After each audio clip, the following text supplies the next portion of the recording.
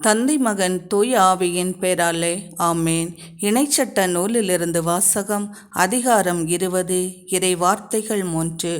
உங்கள் இதயம் சோர்ந்து போக வேண்டாம், அஞ்ச வேண்டாம், கலங்க வேண்டாம், அவர்களை பார்த்து தத்தளிக்கவும் வேண்டாம்.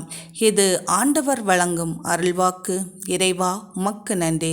ஸ்தோத்தரிக்கிறோம் தகப்பனே, ஸ்தோத்தரிக்கிறோம். நன்றியோடு உம்மை நான் ஸ்தோத்தரிக்கிறோம். அப்பா பிதாவே, உமக்கு ஸ்தோத்திரம்.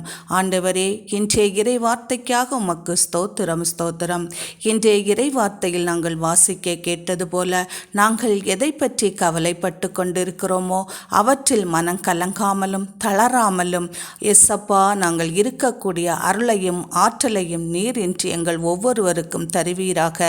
உம்முடைய பிரசன்னம் எங்களை வழிநடத்துகிறதற்காகவும் உம்முடைய தேவ கரம் எங்களை வழிநடத்தி மோய்சனோடு இருந்த கரம், எலியாவோடு இருந்த கரம், எலிசாவோடு இருந்த கரம் எங்களோடு இருந்து வழிநடத்த போகிற கிருபைகளுக்காகவும் எங்களுடைய தேவைகளை நீர் சந்திக்கிறதற்காகவும் உமக்கு கோடான கோடி நன்றி செலுத்தி இயேசு கிறிஸ்துவின் நாமத்தினாலே நான் செபிக்கிறேன் பிதாவே.